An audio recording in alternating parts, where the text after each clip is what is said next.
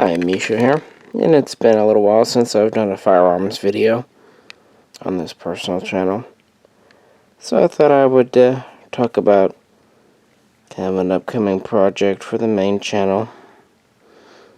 This just came in the store. This is a 1993 import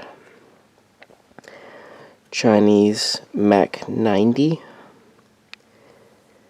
This is from the one batch of milled receiver MAK90s that came in, 7.62 39 caliber. Of course, there were pre-ban milled Chinese guns, Chinese AKs, and we've done videos on those on the main channel. But planning on talking about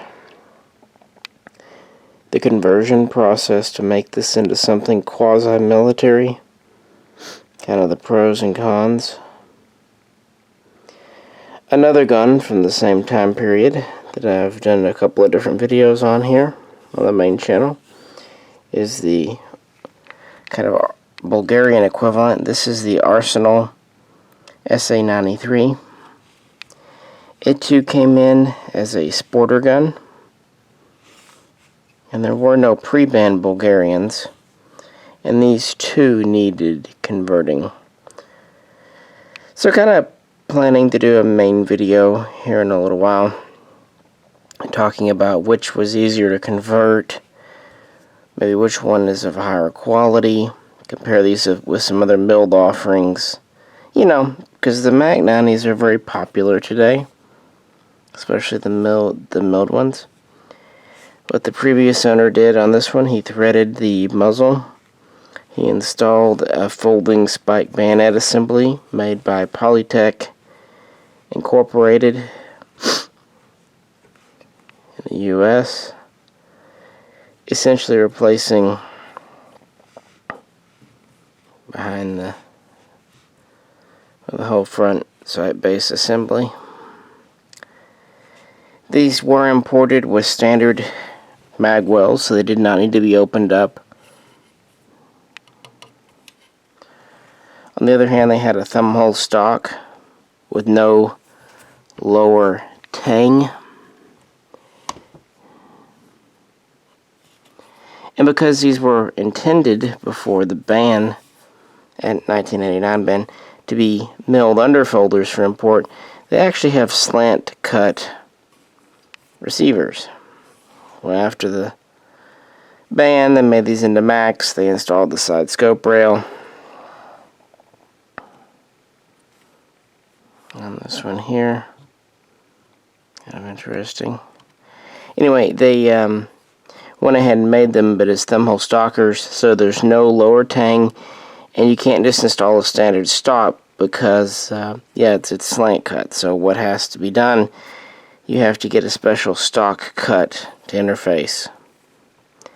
And ironwood is the most popular and common stock people use.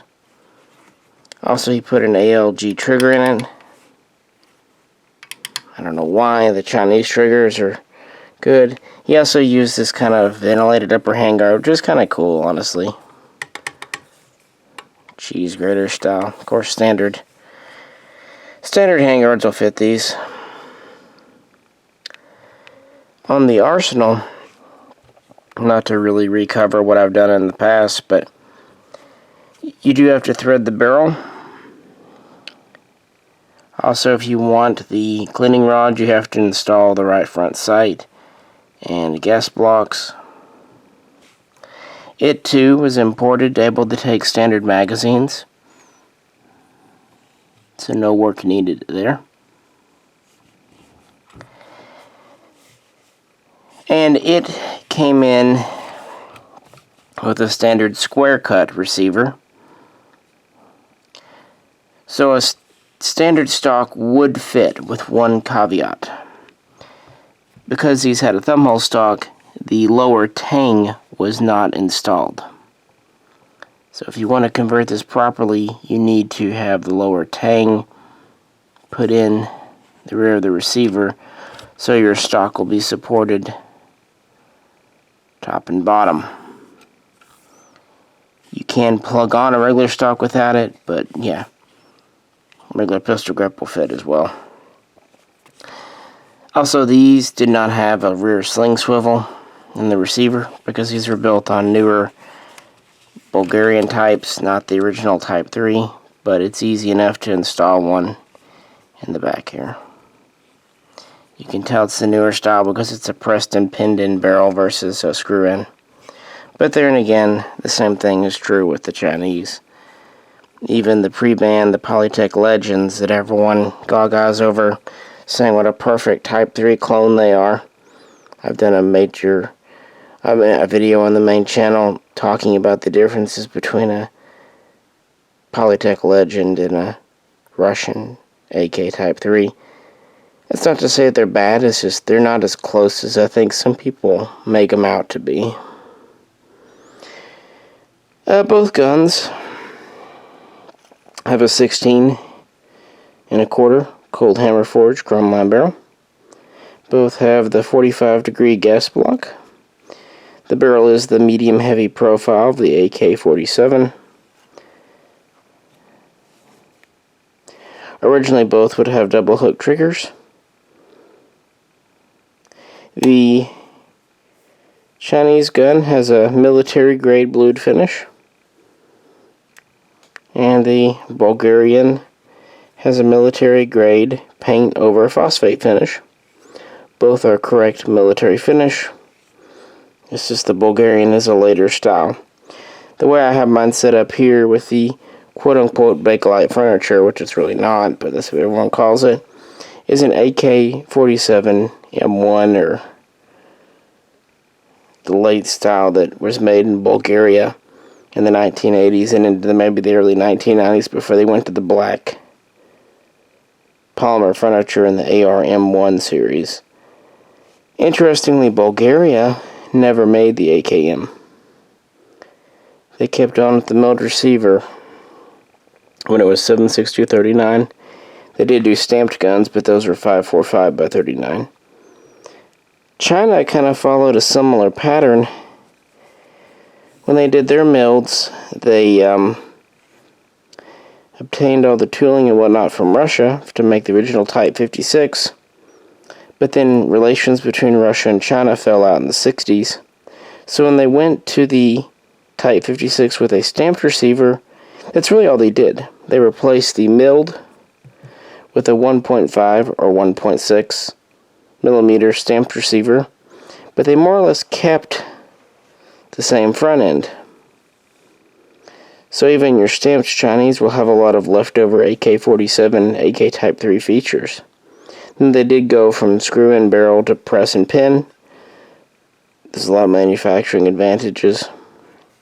And they did start going to the updated trigger system, fire control group of the AKM. But in a lot of ways, your Chinese guns are a lot like the AK Type 3.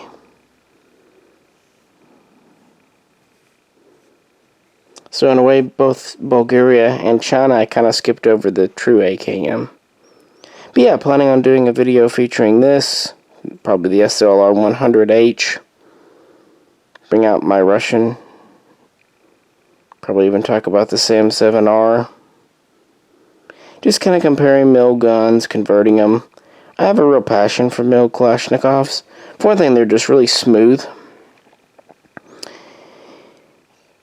And for another, when I was getting into AKs in the late 90s, early 2000s, it was so hard to find a mill gun. And this is kind of pre-internet, at least on a major scale, so even when they were out there, they may not have been here in northwest Arkansas. So maybe just because I couldn't get a hold of them early on, and when I could find them, they were just out of my price range back then.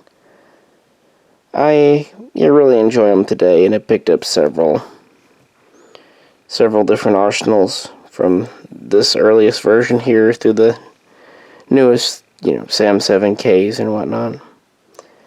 And we've, again, done several videos, like on the Polytech Legend and the NHM91 on the main channel, so we've tried to show the Chinese some some love looking at different variations and talking about the eras and the bands. But yeah, just kind of preparing to do this video. Probably won't be out on the main channel for a few weeks, but thought I'd give you a few that subscribe over here kind of a sneak peek. And yeah, if you have any suggestions of what to do in the video, please comment them below, and Jay and I will try to fit those in. If you could, as always, like, share, and subscribe. And please do go over and check out the main Mishaco channel.